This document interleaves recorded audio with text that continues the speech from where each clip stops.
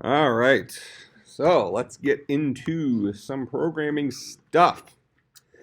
All right, so last time we finished our discussion about web technologies, which kind of tells us where Python fits um, kind of in the world as it applies to web.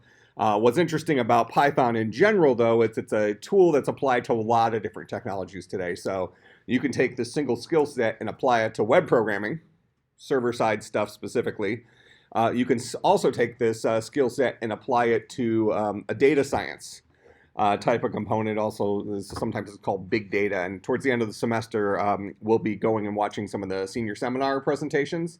And we have one student who's giving a presentation on data mining, big data stuff using Python and another language called R, which is actually based on Java.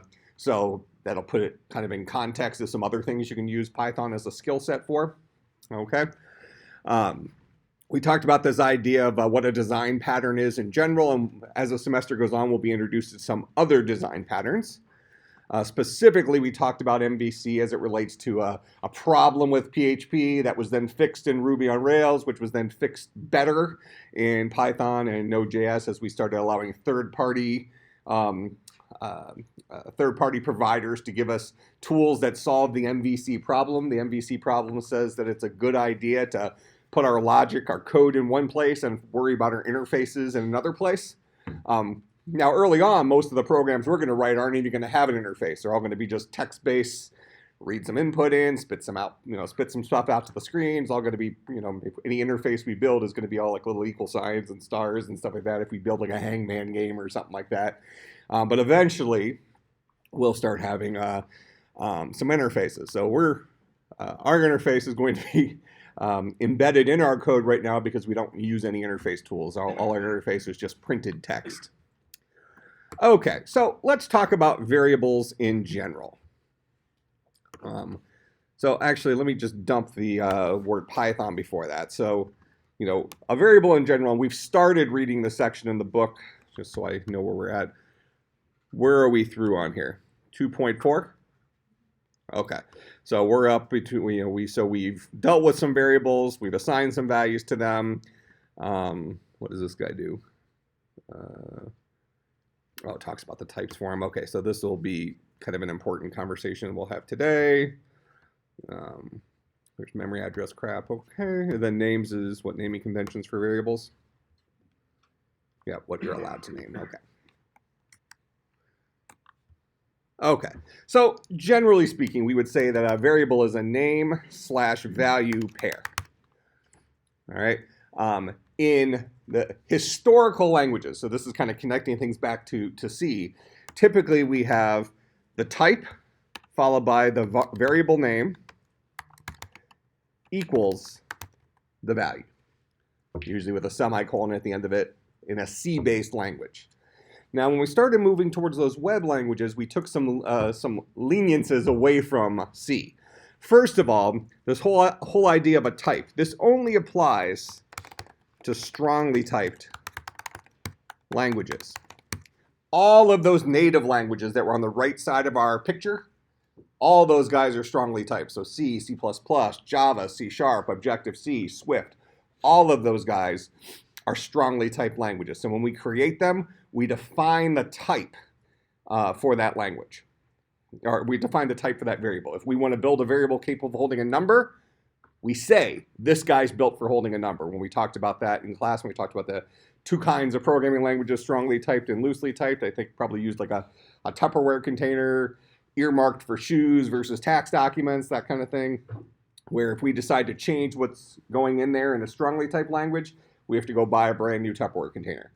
All right, so the guy that was already earmarked for a certain kind of value cannot be reused. In a loosely typed language like Python, we just have var name equals value. And it just so happens that in Python, semicolons are not part of the syntax, okay? Which actually drives some of the syntax for Python. I'll talk about that here in a second. So this is loosely typed languages. We don't provide the type.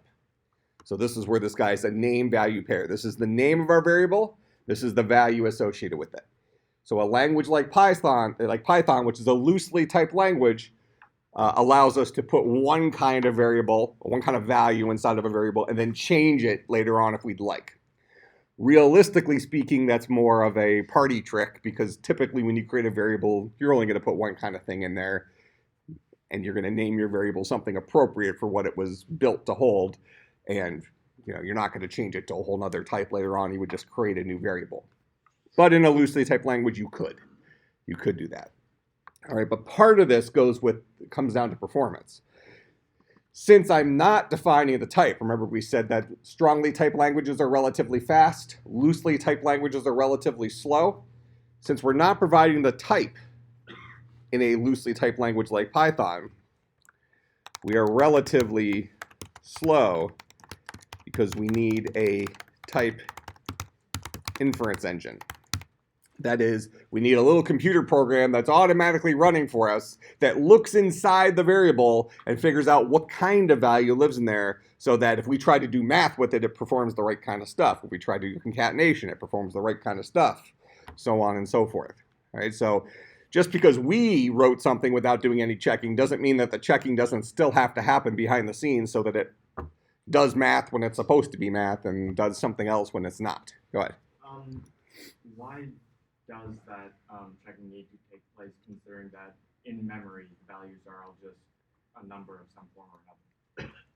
Okay, well that's where they live in memory. Right. Okay, so let's say that I'm going to the gym, but instead I show up at Dairy Queen. Both of those places have addresses, right? Okay, but there's not going to be a pool or any workout equipment at Dairy Queen. There's going to be calorie intake going on there. So when I go there, I have to, there are different types of things that live there, right? Okay, so this guy can go and put my swimsuit on, go swimming, whatever. This guy, I'm ordering ice cream. So same thing, if I try to do some math, if I say I want to take whatever lives at this address, I want to add 7 to it, okay? If this guy is the word hello, adding 7 to it doesn't make sense mathematically. So it's going to treat that addition as something else. In Python, concatenation doesn't work with the plus sign, so that would just be an error in that case. But the point is that that value isn't isn't a mathable value, and somebody needs to kind of be checking on us before we just try to do that math and yell at us and say you're trying to do some math with something that's not mathable. Make sense? Okay, so the address where they live, or like I think in the book calls it the ID, right? We've done that already. You've seen the ID function. Okay, so that's going to tell us the memory address where that guy actually lives, which is different than the value that is at that address. And we'll look at a couple of examples of that today so we can see it in practice. All right, but we can say that a loosely typed language like Python, so now we're kind of starting to move into this language specifically, is relatively slow because there's this additional level of oversight that has to take place before we use a variable to make sure that the way we're writing our code to use it is like kosher.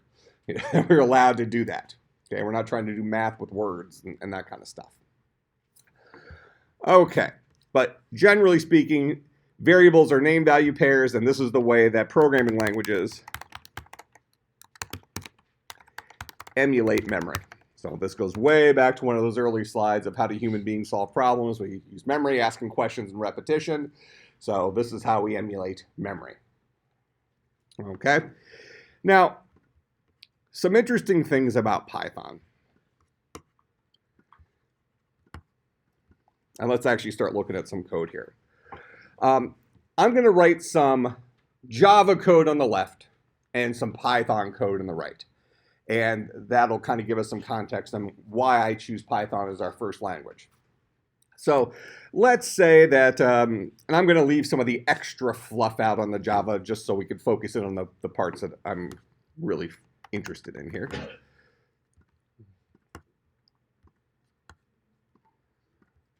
Left justify this dude. All right, so in Java, if we wanted to define a variable that holds the number 5, for example, we would say something like int a is equal to 5, semicolon. All right, then if we wanted to print that,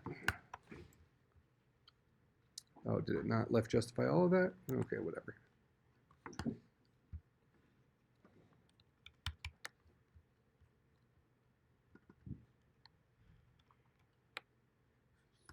Acting very funny.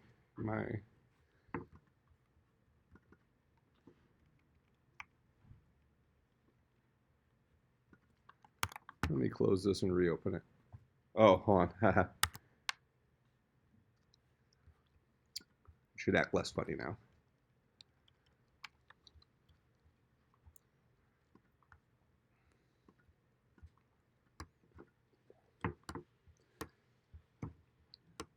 I may or may not have been playing a video game on this last night. I had an auto trigger macro, so it was clicking over and over and over again.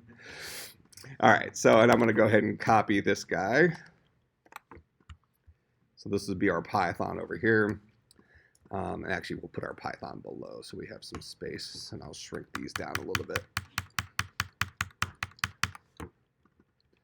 All right.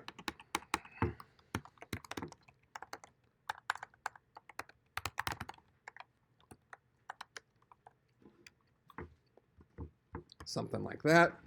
So this guy up here is in Java. So we have these opening and closing curly braces that kind of dictate the beginning and end of our code here. Then I have a variable int a is equal to 5, and I have this is a print statement. This will print something out to the screen. Now, if we're doing the same thing in Python,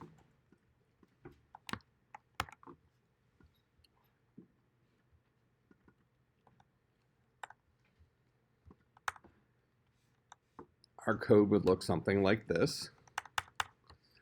A is equal to 5.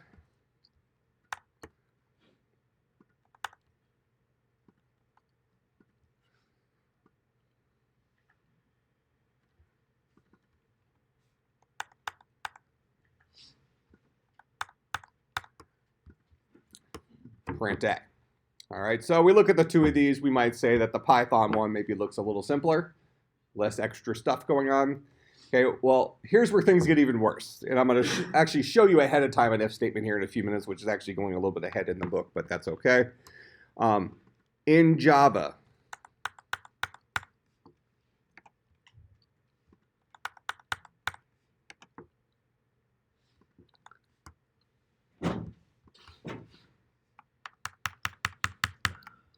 that's allowed.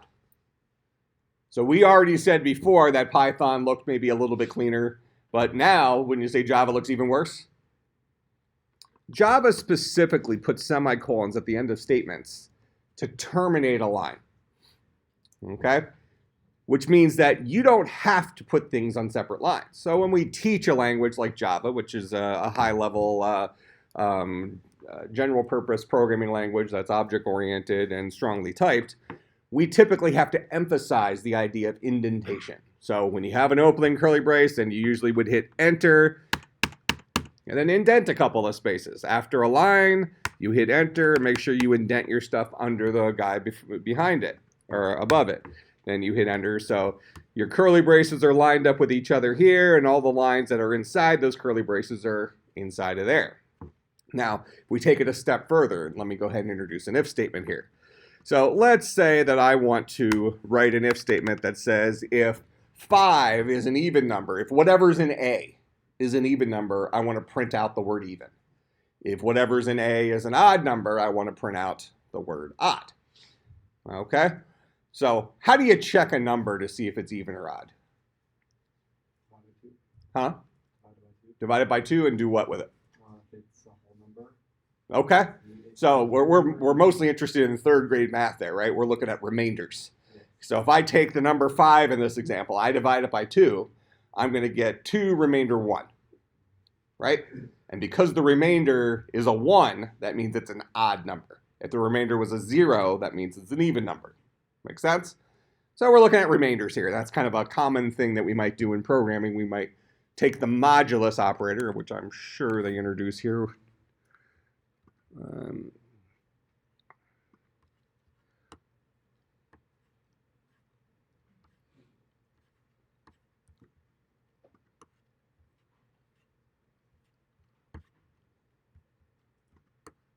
Let's see where they bring it up.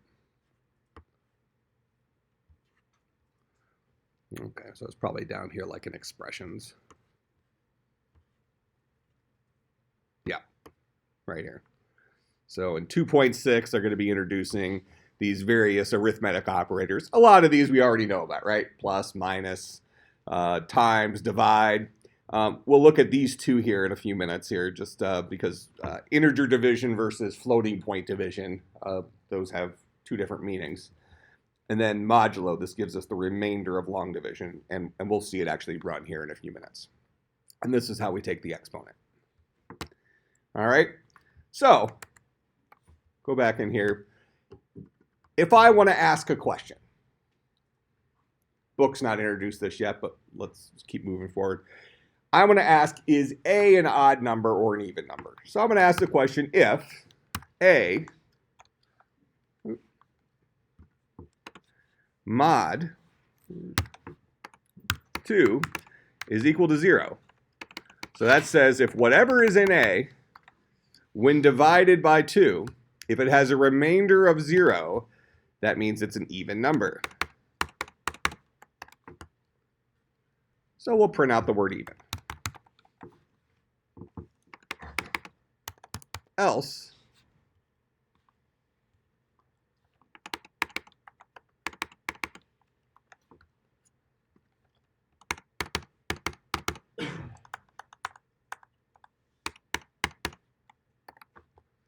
we'll print out the word odd.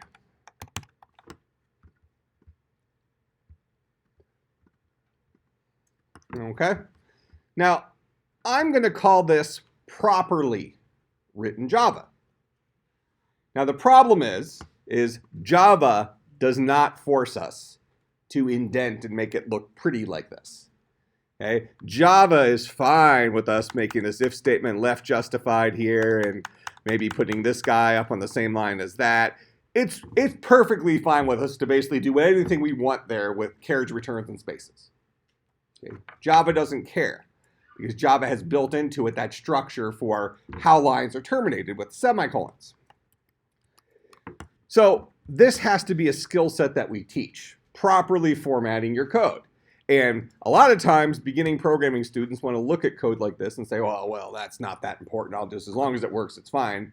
Well, until your programs start getting bigger and bigger and bigger, and then they become more difficult to debug if you haven't properly formatted them. Now, Python has built into it a requirement for indentation, which is one of the reasons why it's a very good language for beginning programmers. It forces you to write structured code. All right, so let's look at the equivalent here in Python. I'll steal. I don't know about less bugs to work out. I mean, you're going to still have plenty of bugs, but it probably gives you a better chance at seeing your problems quicker, something like that. So right off the bat, Python doesn't have this block structure, so we'll take that guy out. Python does not have types, so we'll take that guy out. Python doesn't have the semicolon, so we'll take that guy out. Now for our if statement, we'll say if A mod 2 is equivalent to, actually I believe Python 3 is the double equal sign like that. Then we do some stuff.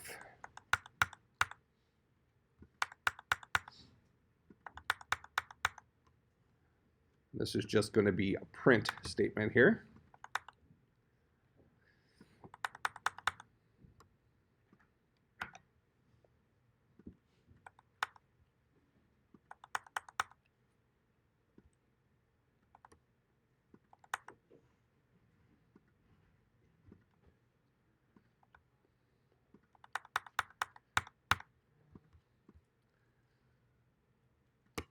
There's the equivalent code in Python. Now, in Python, the indentation here, though, the fact that print is indented underneath the if statement is extremely important. If we took that out and had it like that, this code has a different meaning. This print statement is no longer associated with this if. So things that are indented underneath the if become part of the if. Okay, so the indentation is a requirement of Python. And we'll look at a couple of code examples here actually running it and see some of the behavior differences. Okay, but right off the bat at a glance, this looks a little bit less convoluted than this does, right? These guys are both doing the identical stuff. Okay, but Python maybe looks a little cleaner. One's not easier or harder than the other. We certainly would say that this Java code up here looks a lot better than it would look if I put half the stuff on the same line and didn't indent as nicely and that kind of stuff, right? All right, so, properly written Java code looks clean enough. Python forces you to do that indentation, otherwise your program does something different. All right, so let's go and look at this. Let's see, the book has introduced you to the Python environments, right? They've given you a couple of links. Did they actually have you install Python on your computers and do anything with it? Or you've done everything with the interpreter built in? Okay, so let's see, pretty sure it's up here in the introduction. Yeah, development environments in 1.9 points you to a couple of different places. You can pick and choose your poison on how you want to do your Python. For a while, you'll be able to do it in the built-in interpreter if you like. That's not going to hurt anything. I'll be showing our examples in here where I'll be using a text editor to write the code, and then I'll run it from the command line, which is for Windows users, that's effectively DOS. All right, so you'll kind of see that back and forth, how it might work in real life. You can pick your favorite text editor. It could be Notepad, or I'm going to probably use VI in here, or I might open up Sublime, or maybe we'll finally download Atom, who knows. But any text editor is fine. Nothing special about all your writing is text. All right, and usually the name of your file will be .py. All right, so let's start a file. So I'm going to go out to my terminal here. So if you're on a Mac, you just hit Command Spacebar and type in terminal, and that'll open up this guy. And if it's too small for you, can hit Command minus, and that'll change the size of it. All right. Now, Macintosh computers already have Python 2.6 or 2.7 installed on them. So if you, and that's going to be fine for a lot of the early stuff.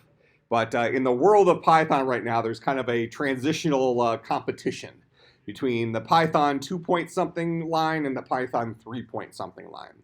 Our book is Python 3. So every now and then you'll hit some syntax that won't work in older Python.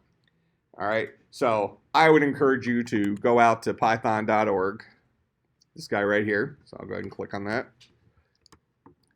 That takes you here, go to downloads, and for Windows, you'll choose the Windows download here, and you'll want the latest Python 3 release. And that'll put Python on your computer. Okay, for the Mac, I got this one, Python 3.60. And this guy does come with a built-in IDE that your book references. So it comes with, let's see, what's it called? I think it's just called IDEL or something like that.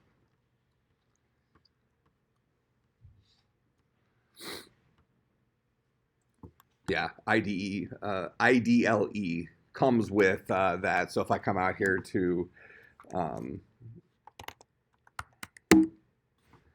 so here's the IDLE for Python 2, and here's the IDLE for Python 3 that comes with it.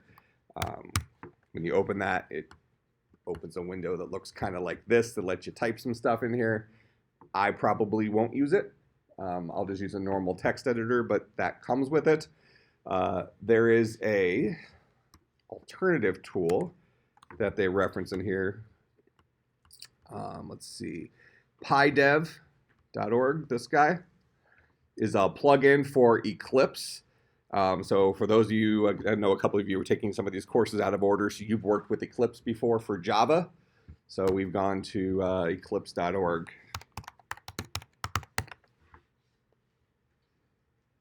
And this guy is, so when I say IDE, Integrated Development Environment, that's like a specialized text editor for programmers.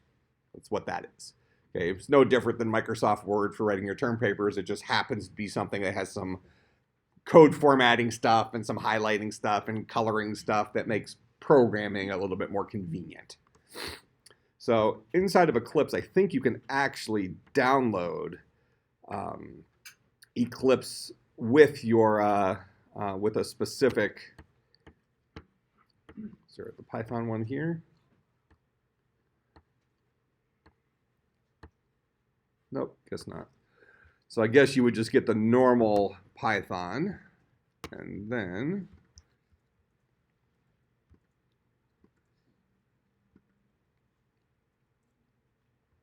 let me go back to this PyDev.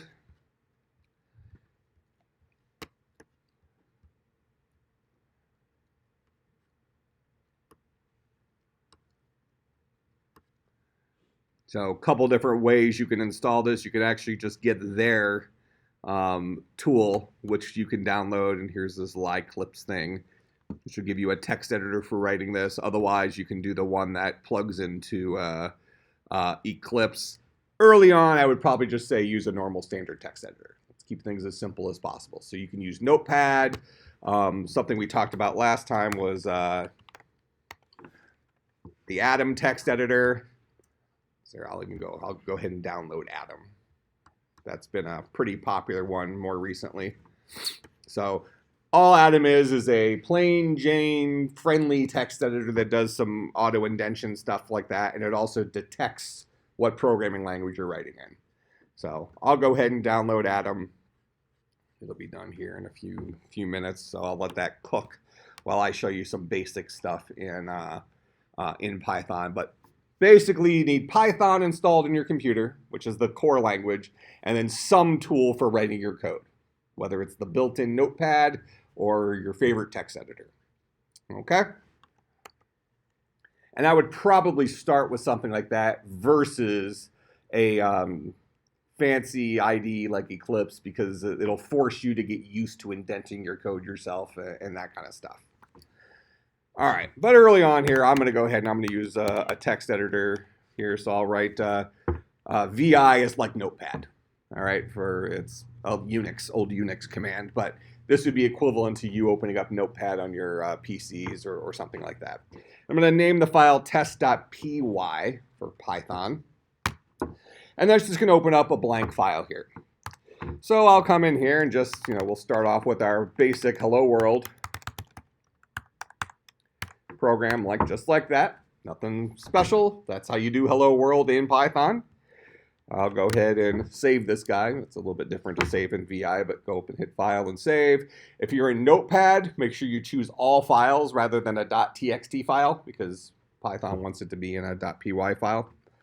So save your file, and if I do dir or ls and on the Mac, there's my file right there. To run it, in this case, I can run it with the old or the new Python editor, but I'll go ahead and make sure I'm always using Python 3. That way we're compatible with the book. I've actually worked with Python 2 quite a bit more, so every now and then we'll bump into a weird syntax thing that's a little bit new. So we'll just say I did that on purpose, and then I'll fix it. So we'll do Python 3, and then the name of my file I'm going to run here. So Python 3 test.py, press enter, and there's hello world. So there's our hello world in Python running on a computer, not in just a normal, the simulator thing they have in the book. And any of you can do that on your own computer by installing Python and running the Python command line. You just need to make sure that when you go out to DOS, the command prompt, you move into the directory wherever your file is, so that when you type in on Windows, you'll type in dir. For directory listing, the equivalent on Mac is ls. You should see your file sitting there in that directory. If you don't see your file, here, I'll just go into the Dropbox, for example.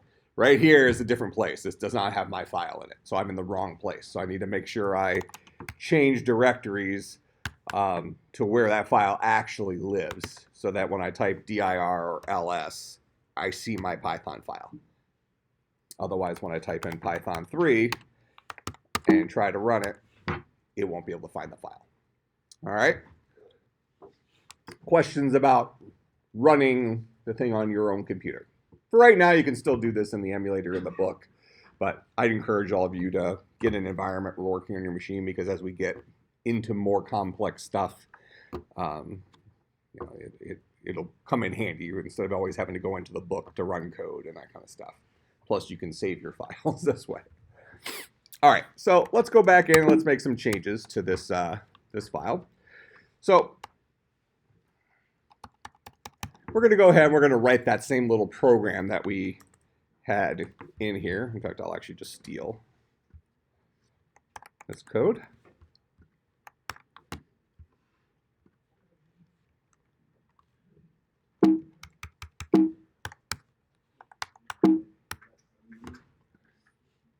So I defined a variable, set it equal to 5. Then I ask my question if a mod 2 is equal to 0. It's a little colon at the end of that line. We'll print even, else we'll print odd. So since 5 is an odd number, and this is going to be an error because when I copied and pasted it, it gave me the wrong version of those double quotes. See how that double quote looks different than this double quote? So when I copied it from Keynote, it gave me the wrong double quotes.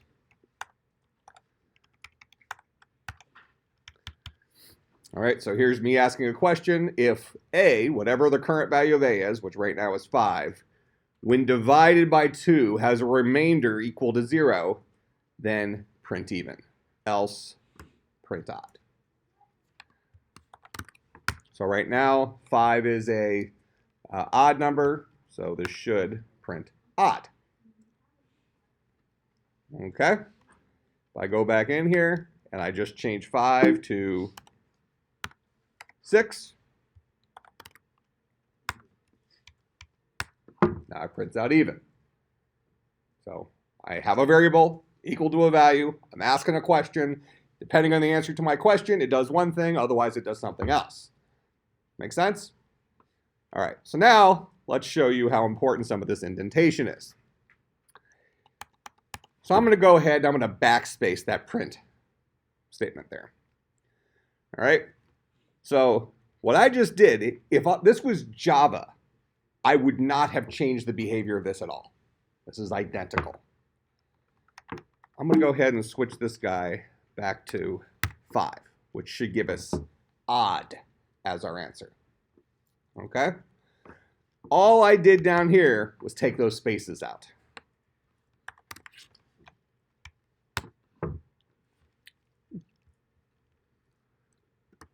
Indentation error, expected an indentation block. So here we'll, so it's telling me that this if statement requires something to be underneath it. Okay?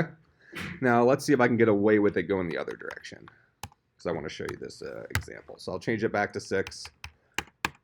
We will indent even, but I'll unindent odd. So this should give me an even for 6, and odd is not indented under else. I might have to do 2 lines in order to actually show this. Yep, I'm going to have to do 2 lines.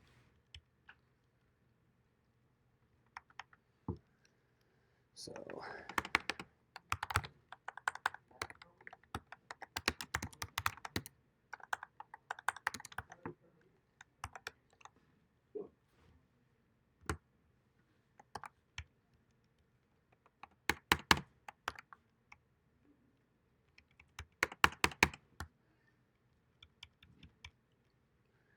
all right, so let's just run this real quick. Since a is 6, it's even, so this guy right here will be true. So it's going to print this, then it's going to print even. It's going to say the answer is even. Otherwise, it will say the answer is odd. So let's look at this on 2 different examples. So there's the answer is even for a 6. Change this to a 5. And there's the answer is odd.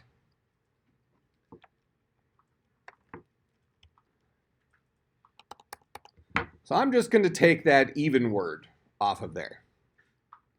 Well, I'm going to take the indentation off the even word. And hopefully this guy will let me get down to the else. Otherwise, I'll just flip them.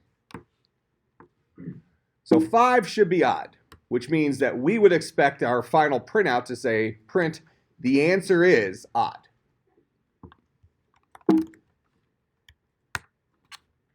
Still there, okay. We'll flip it around, make everybody happy.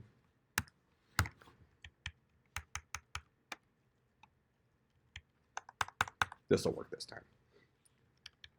Now it's 6, so that's even. So it's going to get into this. It'll say the answer is even, and we would expect it before not to print anything down here. But because I took the spacing out, this odd is no longer associated with this else. It's just sitting out there in the middle of the program. It's not part of that if-else structure. All right, only because of indentation. So there is, the answer is even, and it also printed out the odd because that guy was no longer part of that if-else. That makes some sense? So in Python, indentation is required for logic to work correctly. In Java, I could have written that code any way I wanted to. So in Java, I could have taken this odd and I could put it right there, and the output of this program would be identical.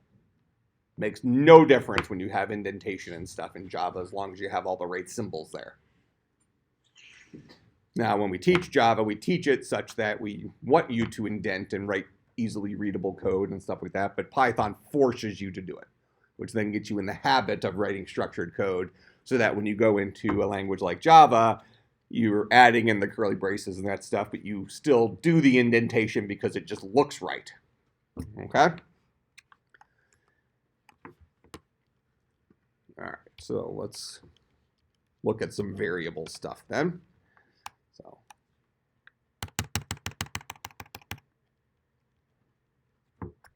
all right, so we have, and let me switch this back to a 5 just so we can see an example here. So we have a is equal to 5. And then I'll go ahead and say print a, which should print out a 5. Then I'll say print a divided by 2. What should that give us? What's 5 divided by 2? It's not a trick question. 2.5, right? Okay. Go ahead and run that. There's our 5. There's our 2.5. Now understand that this does not change the value of a. I'm just, in the moment, printing out half of a. If I actually wanted to change the value of a, for example here,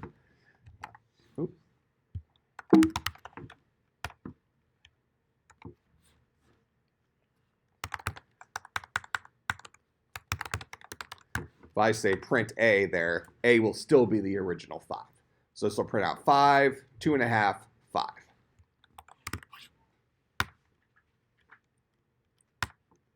So there's 5, 2.5, and 5. So a has not permanently changed. If I want a to actually change, I would say a is equal to a divided by 2. And then here, I can print out just a. So now a is permanently changed to a new value because I used the assignment operator there. So there's a the first time, and there's a the second time. And it's a new value. Does that make sense? Now, there's 2 types of division we have in most programming languages. We have integer division and floating point division. In strongly typed languages like Java,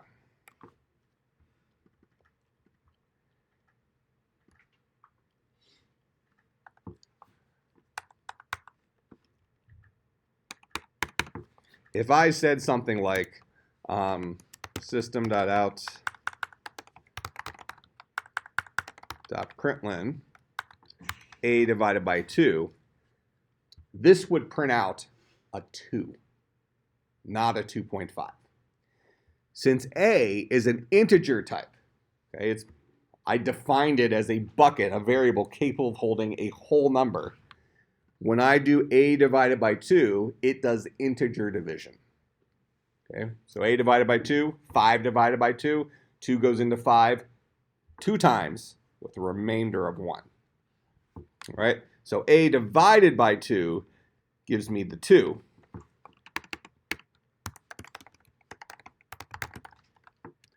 A mod 2 would give me the 1, the remainder. Okay, in a language like Java. Those same things down here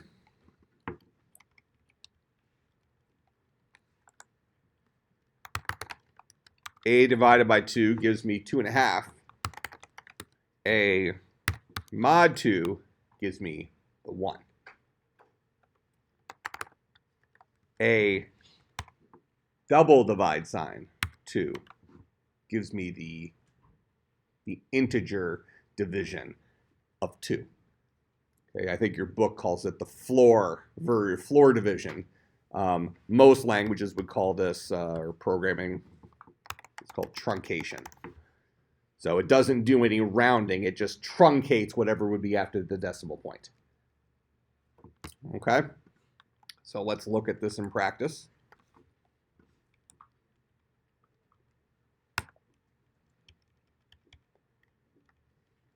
So we'll print out A. We'll print out A divided by 2. We'll print out A mod 2.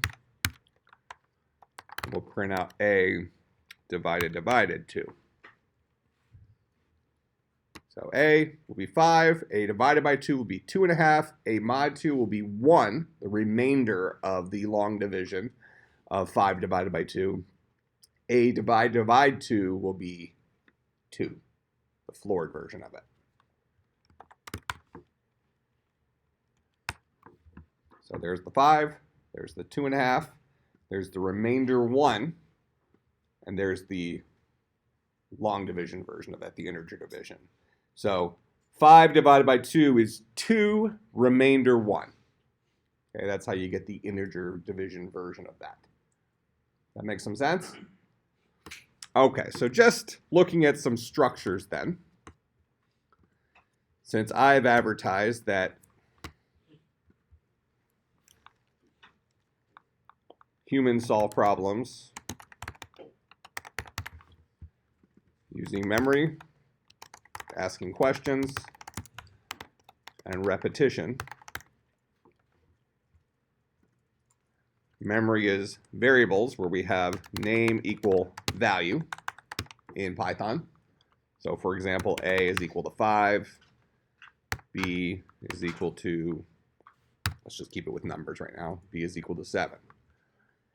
Asking questions in Python is if, followed by a parenthesis. Actually, the parentheses aren't required, but I teach it like it is. So if followed by a parenthesis, then this is a Boolean expression, then a colon, then indented underneath this is the list of true statements. Then optionally, you could have an else. Indented under there is the list of false statements. But that indentation is very important in Python. Okay, so anything that we want to happen as a result to this Boolean expression being true, we indent and put directly under that if statement. Anything we want to happen as a result of this Boolean expression being false, we indent underneath the else. So if we want one thing to happen, we put one thing there. If we want 30 things to happen, all 30 things are indented underneath the else. Now, the number of spaces they're indented is not important, as long as it's consistent. If you like to indent 1 or 2 spaces, that's fine. I've been indenting, I think, 4 spaces in here, just so it's clear that it shows up. Usually when I'm actually writing code, I indent 2 spaces if I'm doing it inside of an editor. The reality is that tools like Eclipse, they indent for you, and it's usually a tab, whatever a tab is on the system. So maybe that's 5 spaces, something like that. So the number of spaces isn't as important as the consistency of the structure. Here's an if.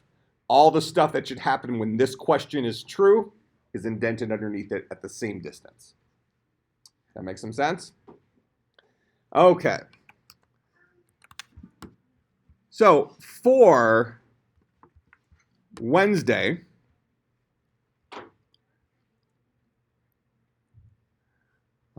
let's go ahead and let's finish chapter 2 in the book. And I would encourage you also to get your programming environment installed, because you'll probably have your first external programming assignment on Wednesday. I'll be able to show you loops on Wednesday, and then we'll have enough tools to be dangerous to start doing some logic stuff. Sound good? All right, so finish chapter 2 for Wednesday.